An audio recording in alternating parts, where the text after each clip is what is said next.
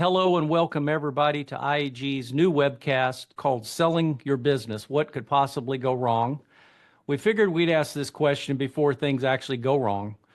Our theme today is the valuation shock, those moments in time where you as the seller find out if your idea, your expectation of what your business is worth actually matches what a buyer is willing to pay. A bit about us to start. We guide our clients through what can be a very messy, bumpy, once-in-a-lifetime ride of selling their business. Imagine a roller coaster, but instead of loops, there are spreadsheets. And instead of screaming for joy, you're screaming with financial jargon. Our clients have typically run and built their companies for decades from the ground up, and they find themselves just wanting to extract their wealth and transition their legacy. Basically, they want to cash out and finally take that vacation that they've been postponing for 20 years. The problem is they don't have the experience, the bandwidth, and the trusted advisor to help guide them through this process.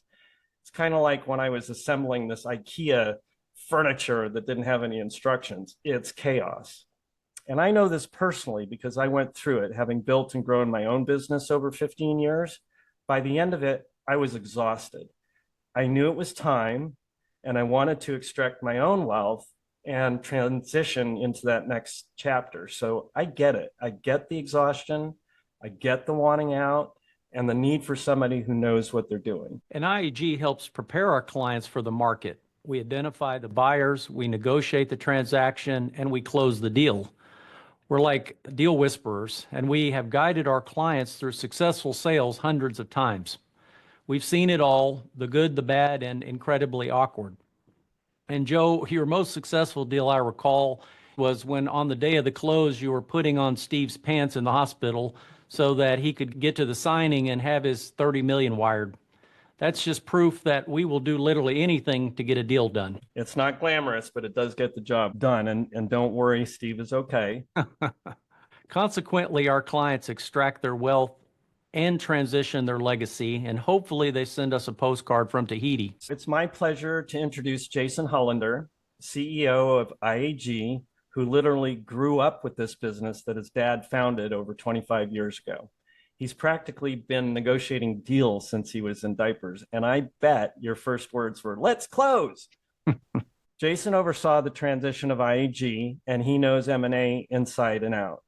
He's now running a successful merger and acquisitions firm comprised of many talented people. Some might say too talented, but actually we can use all the talent we can get. Jason understands the complexity, the trials and solutions of M&A, and he's been guiding IAG through all of it. He's basically the M&A guru, but without the robes and the chants. Although I have seen you look at spreadsheets and point to them and just do this mystical chant. I'm not quite sure what that is. And over the past years, Jason has led our clients through hundreds of successful acquisitions. So if you're looking for someone who knows what they're doing, you've come to the right place. Joe, thank you. And I'll say this about Joe Lieberman, Senior Managing Director of IAG. Joe brings both real-world experience and a wide variety of talents that are essential to pulling off sometimes very challenging and complex sales transactions. He once negotiated a deal while simultaneously juggling flaming torches. Okay, maybe not, but you get the point. He has accomplished this through his own business exit, writing 2 books, both bestsellers in our break room, is an M&A subject matter expert, and has successfully guided many clients across a wide variety of industry through the sale of their business. And over this time, Jason, I'll add that you have guided IAG through the winning of several awards, right? 4 years in a row, one of Inc.'s 5,000 fastest growing private companies, winner of the 2024 Acquisition International Best Global M&A Advisory Firm, and a few others. And, you know, we keep them all polished because they're pretty heavy. Well, we know how to help our clients anticipate problems, the bumps in the road, and how to overcome them by being their shock absorbers. And, you know, those bumps, they're more like potholes. And really, in the end, what matters most to us is that we walk our clients through a once-in-a-lifetime experience along the way helping them extract their wealth and transition their legacy. There are typically many problems that occur with great highs and lows. It's such an important moment, and it's very gratifying, and it's why we're so passionate about what we do. Plus, we get great stories for these webcasts, which brings us to today. In the first of 3 episodes, we're going to cover one of the biggest problems to selling a business, and it happens right at the beginning, and we call it the valuation shock. It's like discovering your winning lottery ticket is actually just crumpled grocery list. Or maybe it's the golden ticket from Willy Wonka. The valuation shock is about those truth-telling moments when the seller goes from having an idea of what their business is worth to understanding the true market value. Sometimes it's shocking, but not always in a bad way, mind you. There are 3 segments in this episode. First, how to prepare to find out the valuation. We'll get you ready for the financial equivalent of a blind date. Once you get ready for that valuation, we take that number that you're prepared with and we use maybe some magic to come up with what we think might be the list price for the market. And third is how to actually test the valuation. Yeah, it's like finding out if your attic is full of your grandmother's treasures, which could be old newspapers, or maybe, it's a Van Gogh painting. Okay, let's get started with this first segment. It's called expectation bias. It's about how sellers generally have an unrealistic view of how much their business is worth. It doesn't necessarily mean they're wrong about the number that they have in mind. It means that they have a biased view of how they arrived at it. Like those times when we try to estimate our household budget, spoiler alert, it's never accurate. And here's the story. This seller, our client, is a manufacturer of products in the consumer industry. They've been around for over 30 years, started by a husband and wife who have since aged out of the business and passed it on to their children, with one son who runs the company. So basically a family-run business where every holiday dinner includes a company meeting? Yeah, well, we would hope not. But side note, not everybody gets along.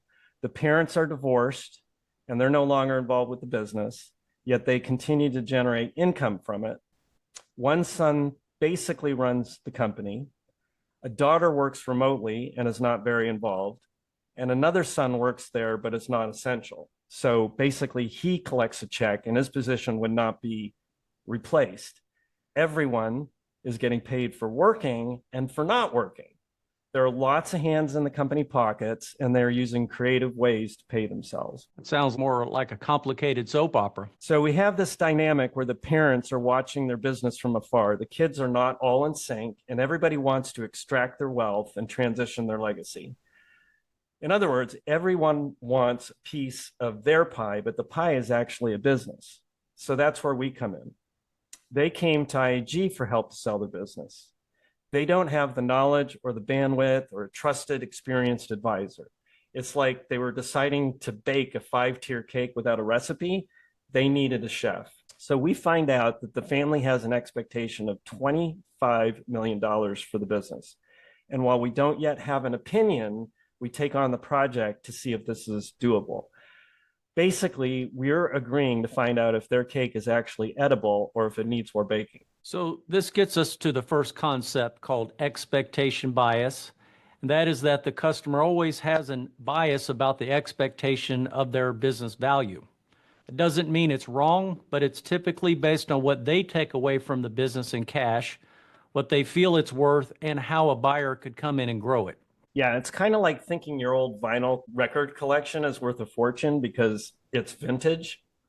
But in this case, the family thought it would be worth $25 million, or rather, and most importantly, they wanted it to be worth $25 million. We didn't have a strong opinion one way or another. We thought it might be possible, but we had to dig into the numbers and other factors. We needed to see if this $25 was a solid guess or just wishful thinking at the family dinner. A lot of their expectations were based on what they were taking out in cash as a family, which isn't the same as the net income reported. There's no smoke and mirrors, and there are reasons for it. But we had to calculate what is called the adjusted EBITDA. That's a weird phrase, adjusted EBITDA. EBITDA stands for earnings before interest, taxes, depreciation, and amortization. and the adjusted part accounts for items we call add backs. And add backs are expenses and revenues that new buyers will not occur or receive and that are historical and won't apply to the new business after the sale. You take the net income and then apply all the add backs. Or put another way, it's like figuring out how much money you made after deducting all those impulse buys. But things you add back, that sounds counterintuitive, Jason. What are examples? Well, depreciation and interest are not expenses the buyer will assume. Depreciation is related to capital expenditures that occur in the past. So it's like that treadmill that you bought last year that's now a clothes hanger? That's a good example of one. And interest is related to debt that will go away after the sale. Another add back example is excessive compensation for the business owner over and above what would be paid to a replacement general manager. Okay, so that would be like paying your cousin twice because he's worth more than someone else in the family. Other add backs might be one time expenses like legal expenses for securing a patent and the cost of installation for a new software system. So you take all these add backs and add them back to the net income, and you have the adjusted EBITDA. Ah, I see. So that's like realizing the missing sock was behind the washing machine the entire time. Adjusted EBITDA is really what the buyer will get in net cash, and that's on an annual basis. That's the real bottom line? Correct. Okay, and the adjusted EBITDA is important because Because it's commonly used to get at the valuation. There are literally dozens of ways to come up with a valuation, but one rule of thumb is to take this adjusted EBITDA and apply it to what is called a multiple. okay, a multiple. That sounds mystical. Yeah, a multiple. We're going to get more into multiples later. Anyway, to calculate the adjusted EBITDA, we need to know what all the add backs are for the business. In this story, the family business, we had a slew of add backs, many related to what the family was taking in cash for expenses and other salary. So, Joe, maybe you can go into this in more detail. There were so many, it was remarkable. It was like a financial scavenger hunt. There was rent expense used as income for the father, contractor expense for the daughter, travel expenses that might have been categorized differently, like, discussing business in Hawaii, automobiles shared between the company and the individuals, life insurance policies. And on top of all of that, there were two legal entities, one on the manufacturing side and the other for sales. Frankly, it was complicated and it was a bit of a mess. It was like trying to untangle that Christmas set of lights after having been stuffed in the box for 11 months. But we had to get to the bottom of it because a buyer would need to know all of this. Otherwise, they might think that they were trying to sell them a financial, Jackson Pollock painting, and it was not a solid business. So all the while, our seller still has this expectation, no matter what we found, the business would still be worth $25 million. That was their expectation. There's a lot of math here, but backing into it and knowing that the reported net income before all these add backs was about 4 million, we knew we were needing to come up with another 1 million in add backs to support the $25 million valuation. I think that's when my calculator started smoking. So Joe, how did they come up with 25 million in the first place? Well, that's the interesting thing. And spoiler, we actually were able to justify a price well over 25. But they arrived at that number because that's what the family wanted and they felt it was worth. Felt it was worth? Yeah. So they didn't magically come up with the number. They backed into it knowing that there were 5 different owners, what each of those people needed, and combine this with what they knew about the business and what they perceived about the market. It was definitely not scientific. There was a lot of emotion, or whether, as we call it, the expectation bias was built into the number. So that's why we call this segment expectation bias. Just simply helping our clients understand better how they arrive at this expected business valuation and what goes into determining an adjusted EBITDA. It helps greatly with the rest of the process. So even at this point, after all that effort, we still don't know what the true value of the company is, right? The adjusted EBITDA with all the add backs doesn't tell you what the company is worth, correct, Joe? Yeah, that's correct. That comes later. Sometimes the value is much higher than the initial target, and sometimes, of course, it's much lower. But this is where it starts. So how did this story with the family end? Well, they didn't change their desire to sell for 25 million, But they did come to realize that it came from bias and that we had to work to get to these add backs. They did that. And since then, they have changed their accounting process accordingly. And then we went to market. And that is another story. So here's our takeaway from this first segment, the valuation shock. Number one, expectation bias. Sellers always have a bias, high or low, right or wrong. It's just part of the reality, and we have to gently discuss it. And number two is add backs can be alarming. Always have them well documented and understand the consequences. Three, adjusted EBITDA matters. This is the number that most buyers care about, the cash they take away from the business. So that's our first segment. We're going to recap that first part of the valuation shock, recognizing that most sellers have expectation bias and that getting a valuation involves understanding how much cash the business generates through calculating this adjusted EBITDA. So the second segment here, Jason, it's called The Value is in the Eye of the Beholder. It's about using the information to get a valuation range using a multiple of that number, except that the number is never the same and it's always never accurate. Think of a multiple as trying to guess how many jelly beans are in a jar. Everybody has their own guess, but only one person is kind of close. But before we get into too much further, we want to be very clear that we're not suggesting that you come up with a business value simply by multiplying the adjusted EBITDA by a number, a multiple, or really any other industry one-size-fits-all number. No, we are not. And seriously, if you figure out how to value a business just by picking a random number and multiplying, please let us know because we'd love to bottle that formula. And applying a multiple to an adjusted EBITDA is just a common way of calculating a business valuation, and it's used as a base or reference point. It doesn't mean that that's what the business will sell for, and as we'll learn, we often don't know until we get to the market.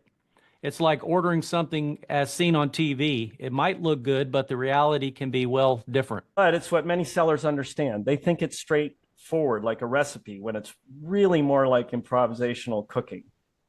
And it gets even more fuzzy because the adjusted EBITDA number really may vary because it could be averaged over time, as opposed to averaging the last several years' numbers. It's like trying to get to an average measurement using a rubber ruler. Yeah, and it's never the same for any company. Each business has its own unique ingredients, its own secret sauce, if you will. Here's the story that goes along with this segment. The value is in the eye of the beholder. This is actually a great story with a very happy ending, which in our line of work is like spotting a unicorn. I had a client in the retail food industry. In this case, they did not have an expectation bias at all. They really wanted us to give them their opinion first. It was another family-owned business, and they were so open to suggestions, it was almost suspicious. The parents had founded it, and the daughter and husband and the brother bought the business from the parents. So in this sense, it was a very clean business. The owners didn't have other family members involved from outside. There were no distant cousins demanding a cut. And is not always the case, but the owners got along very well. We really had a lot of fun together, which is quite a blessing. Plus, they didn't have any alarming add backs. The books were extremely clean, not a single weird expense. So they basically just paid themselves salary, and then they took distributions on the profit. We had no expectation bias, no alarming add backs, and sellers who were very fun to work with. It was like finding that perfect parking spot on the very first time at the mall on Christmas Eve. It was how rare. Unusual, right? It was very how rare is that?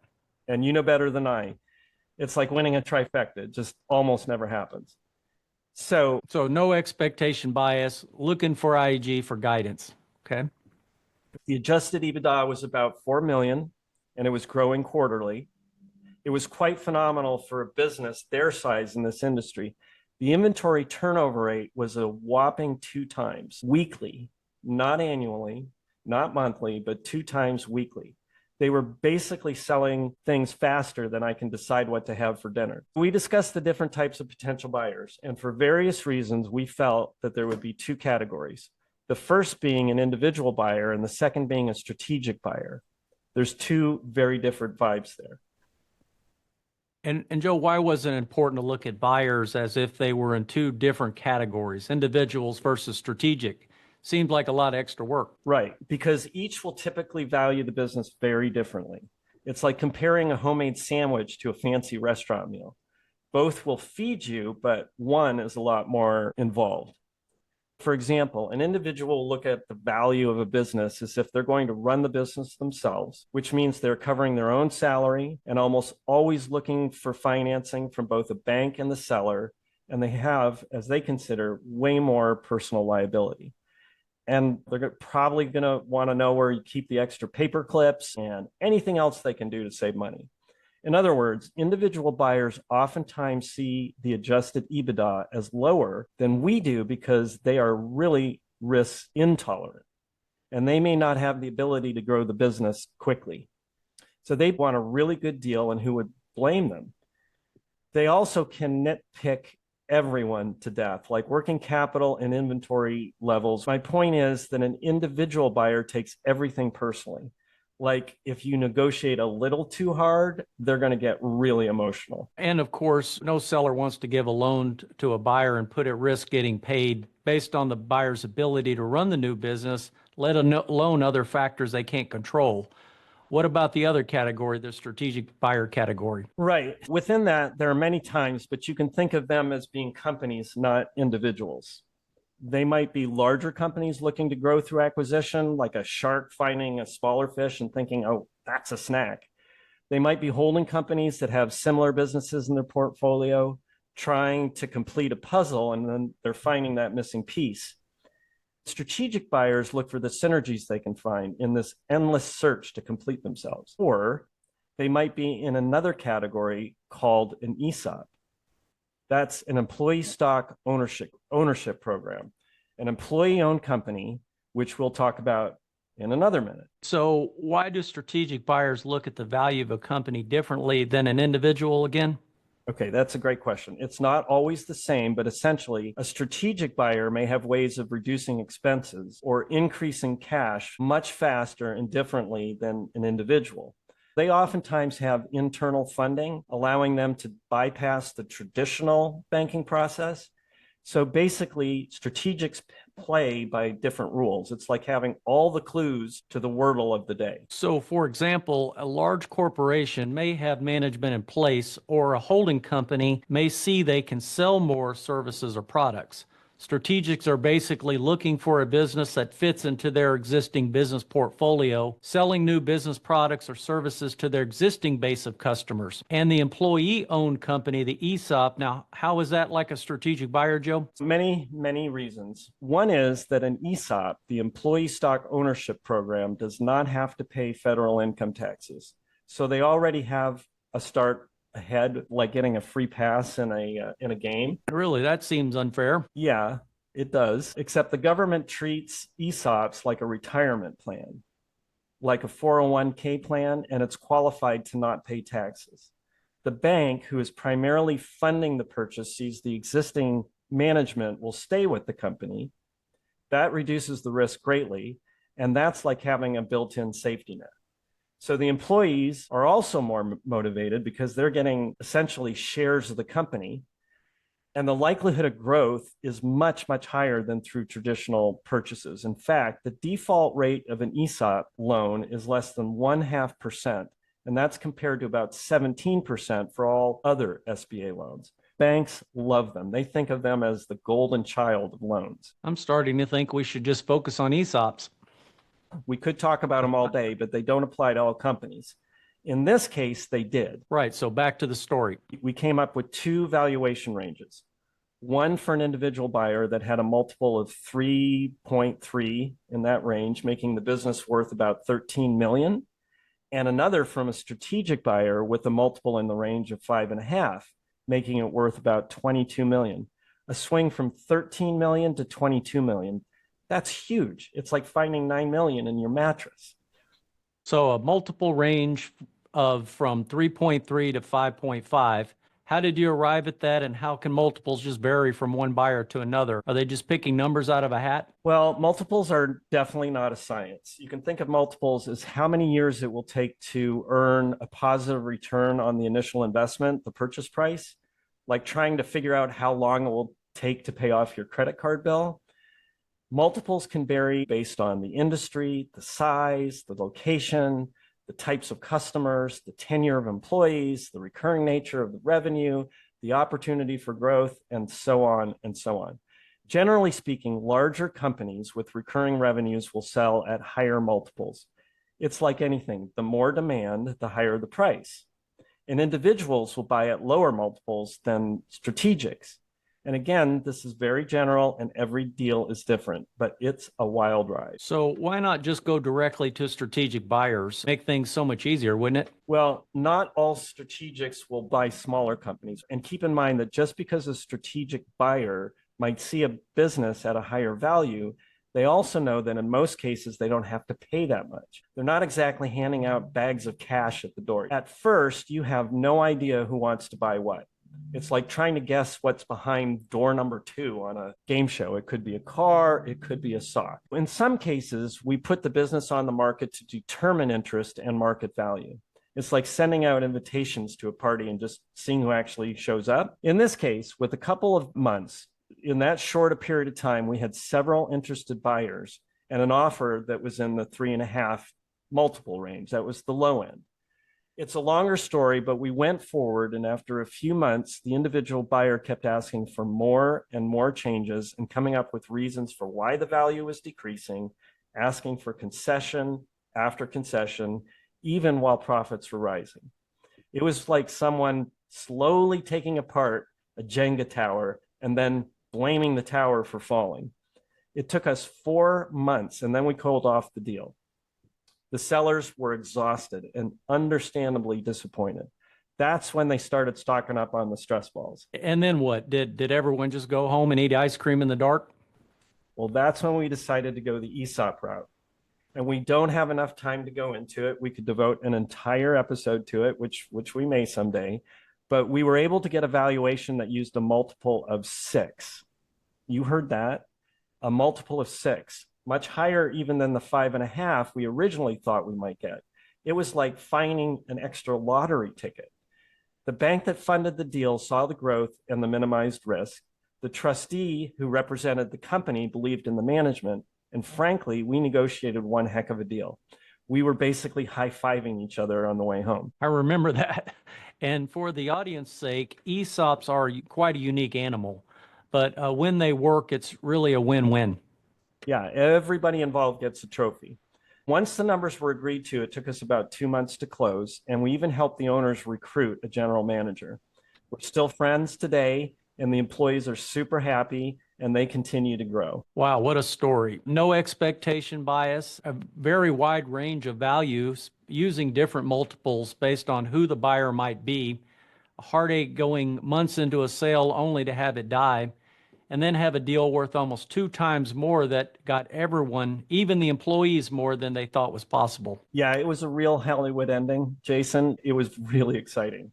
So here are the 3 takeaways from the second segment of the valuation shock, called "The Value is Always in the Eye of the Beholder." Number 1 is multiples vary widely. Multiples are based on many factors, including size, industry, quality, type of buyer, and will vary widely. Number 2, strategics typically pay more. Strategics can decrease expenses, and they can increase cash flow and reduce risk. They also have deeper pockets. And number 3 is know your buyer profile and value. Knowing who might buy your business will help with negotiations and expectations. It's like knowing who will attend your party before sending out invitations. That brings us to the third segment. The first segment was the expectation bias and how buyers typically come to the table believing that their business is worth a certain amount. You know, for me, it's kind of like, I'm sure I can parallel park perfectly, but sometimes maybe not. And the second segment was that business values are always in the eye of the beholder. That values often vary widely based on who's looking at it. And Joe, so this last segment is about how all this comes together and a value on the business is finally placed. Right. And We call it the market always speaks, but sometimes it just mumbles. yeah. And there's a saying that we commonly refer to when people ask us what is the value of their business is, and that is, well, it depends. Basically, it's the business world's version of I'll get back to you on that. As the Supreme Court once declared, the fair market value of anything is what someone is willing to pay and someone else is willing to accept. It's like a staring contest with lots of money on the table. When you're dealing with a business, there's really nothing like it. Sure, there are comparables, but it's not like real estate where you can have a high degree of confidence determining what the market value of the property is, unless, of course, the property is built on an ancient burial ground and then all bets are off. But when you're selling a business, there are so many unique variables. Like, how do you explain why one of your children is so much better looking than the other? Right. Like, what is the customer concentration? How involved is the owner in the business? What's the seasonality of the revenues? Do they have contracts in place? Has there been past or is there current litigation? What sort of proprietary information do they have? What is their debt capacity? I mean, the list goes on and on. Right. All the fun things to keep us up at night, wondering if our kids will make it in this world. And as we just talked about, how does the buyer view it? Do they see this as a beauty or do they see it as a beast? Yeah, it is a beauty or beast scenario, or is it just a slightly awkward but lovable business?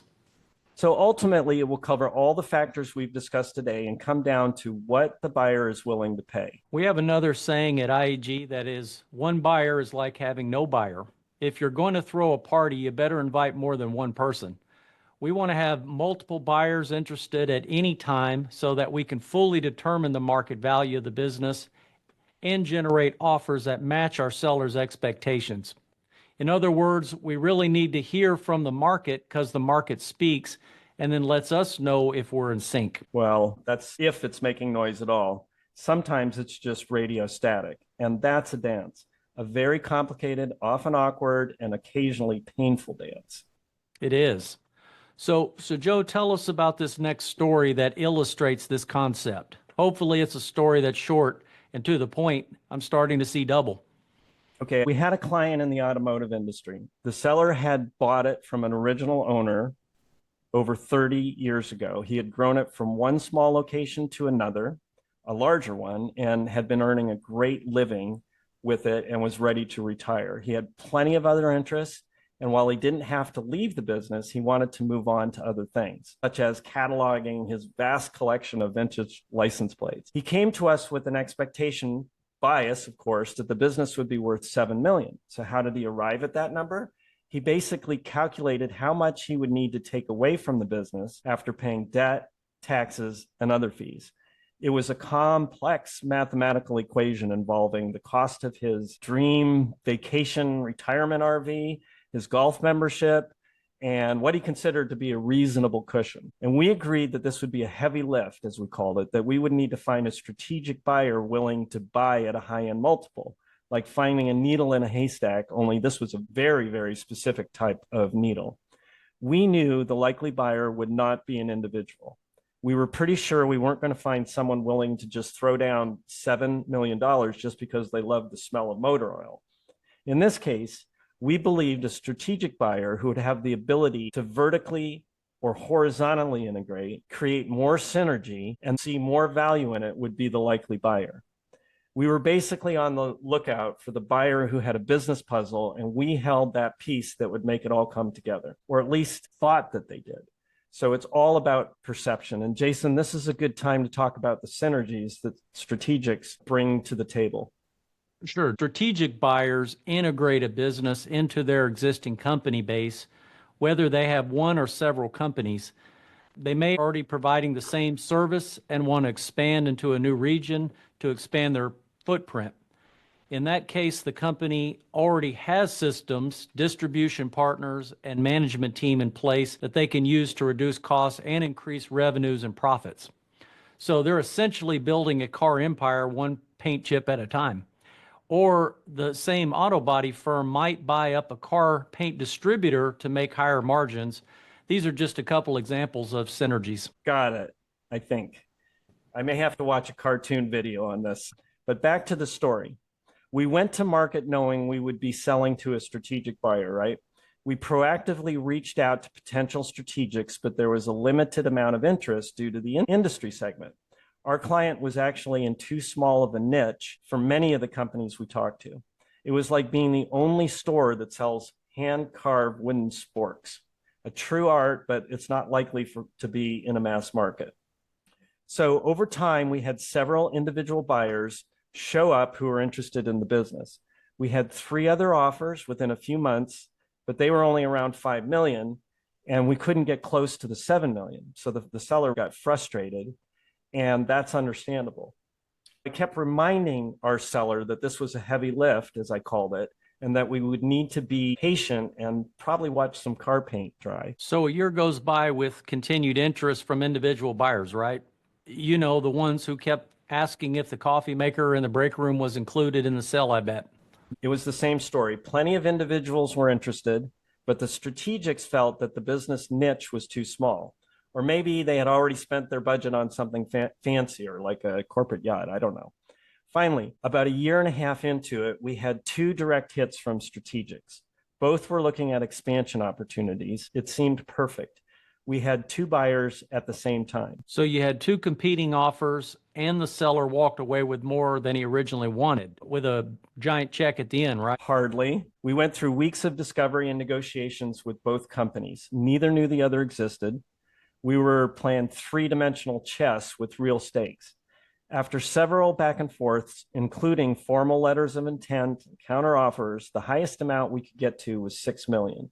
And sadly, this was just not enough for the seller. We were this close to finding the perfect pair of socks, but then realized one of them had a hole in it. Well, what did you do? Did you just shrug it off and call it a day? Or how can we end this on a positive note? This is the part that's the hardest in the job, to be honest. It's when you have to have those difficult discussions with the seller and tell them that the market has spoken and that it really doesn't agree with your version of the value. And sometimes the market speaks in a very low, grumbly voice. So what did he say? Was he totally upset, or did he throw something? Well, he was pretty good at it. The most important thing is that he saw we were in his corner the entire time. We had worked with him for over a year and a half, and we went through several negotiations to get him the price he wanted, that we had advised was a stretch to begin with. So we put in our elbow grease, and thankfully, he has and still has options. Revenues and profits are increasing, and he has a plan to grow the business even more. We're just going to take our time to wait this out and see if we can find the strategic buyer that's right, that will offer him the price that he can agree to. So basically, we're just going to wait for the universe to align. So that's pretty much how it works, right? Sometimes patience is the best strategy, even if it feels like you're just waiting for popcorn to pop. Yeah, it's not like magic, but actually sometimes it is magic. It's not a science. You can't just say that a business is worth a certain amount and expect the business to sell for that amount. It just doesn't happen that way. It's not like ordering a pizza and knowing exactly what you're going to get. However, as long as you're planning ahead, it's never too late. And actually, it can be too late if you wait until the day that you want to sell it. Yeah, and that's another one of our favorite sayings, is that it's never too late to be planning your exit. Unless you've already jumped out the window, then it's definitely too late, metaphorically and literally. And that's exactly the situation in this case. The automotive client we were talking about, they're still revving their engines. They're still waiting for that perfect buyer to cruise by. And maybe they'll just decide to keep driving off into the sunset. So here we are, the 3 key takeaways from this last segment. Number 1 is the fair market value. This is what a buyer's willing to pay and a seller's willing to accept. Number 2, one buyer is like no buyers. We need to find and talk to many buyers to understand the value. It's like trying to decide if you like a song just by hearing the chorus once. You need to have multiple listens. And number 3 is the market always speaks. You won't know the business true value until you get to the market. Jason, that does bring our time to an end. We're going to go through some Q&A here. and then first talk about the three main takeaways from what we've discussed today. Well, number one is expectation bias. Sellers typically believe their business is worth more than the market will bear, and add backs matter a lot. Number two, valuation is in the eye of the beholder. Multiples can change wildly, and strategics will pay more. They might also offer you more than you can imagine, and it could be a better stapler. And number three is the market always speaks. In the end, the fair market value of your business is what a buyer is willing to pay and you are willing to accept. Okay, so our next episode is called How Deals Get Stuck in First Gear. This one is all about the process of going to market and the challenges of getting that offer and what happens all the way up to close. You set a price, so how do you go to market? How do we find the buyer? How do we negotiate the deal? There's lots of steps from the offering memorandum to finding the right buyers to negotiating the letter of intents. It's going to be another thrilling episode of detective work with maybe a few less car metaphors. Here are the three things that we suggest. First, if you want a one-on-one, just go to our Calendly page or just call or email us, and please let us know you heard about us in this webcast. We're real people. We promise not to talk just about EBITDA. We're going to find out about you. Second, please visit our YouTube channel. We'll have this episode up soon. We already have many there and interviews, but we would really appreciate it if you would like and subscribe, because if you don't, the internet might implode. Third, please pass this on to others, because sharing is caring. And also it helps us really justify telling you all this stuff. So we have some time for Q&A, and we've got some things that are coming in. Let me ask one of these and have you respond. Why wouldn't you just sell a business on your own and not involve an M&A broker? Well, first, Joe, buyers love this. They know they can get a better deal. Motions, legal, due diligence, accountability, quarterbacking from, our standpoint are all involved in getting a successful deal done. So it takes a diverse skill set to negotiate transactions, and most times sellers are busy working in their business, not on the sale of their business, and they've never gone through this process before. So that makes us the experienced advisors in the room. Yeah, I'd also say that having an intermediary between the seller and the buyer is absolutely essential, because once that buyer knows that they have a direct connection to the seller, they start taking advantage of that and chipping away at the capital, the emotional capital that's there. It becomes very difficult for everybody to look at it in an objective viewpoint. And of course, you're going to come across all sorts of issues like we do all the time that have not been encountered. And going it alone is a rough deal. So here's another one. When is the right time to go to market? Well, it's never too late, or then you're in a rush if you wait too long. The economy and politics can never really be predicted accurately. So test and get the contacts in place for the future. Determine the value now. The first step is determining what your potential value is now, and then work with your wealth advisor or work with one of our advisors to determine if that's the number, the value you'd be interested in, or if you needed to work on growing that value. Right. We've had many situations where buyers have taken heavy lifts, and we either accomplish that or we learn so much about what it takes for them to go to market and what's involved that we get better prepared for the next round. And how long can that next round take? Sometimes within a year, 2 years. But the point you made was when you go to market, you're going to gather a lot of intelligence very quickly. And sometimes getting those contacts is not a waste of energy. You can go back to those same people. Here's another one, and this is a segue into the next episode, and that is, do deals actually die? Well, they can, but sometimes they go into a really long nap. There's ups and downs in every transaction. And when the deal might appear to be dead, sometimes the deal maker is able to come up with creative strategies to revive the transaction. Until the deal is actually dead, it's really not dead. Yeah, that's just a euphemism on our part. We say internally that a deal has to die 3 times before it's successful. And sometimes it's with the same buyer. difficult situation comes up and you think there is no way we are going to pass through this, but ultimately we do. And then sometimes it passes through that buyer and the next one is right around the corner. The biggest lesson here is that you never, ever give up. And ultimately, it works. So we're going to wrap this up. It's been really fun. Yeah, and I really enjoyed it too. We're looking forward to our next one on June 3rd called How Deals Get Stuck in First Gear. See you next time. Thank you.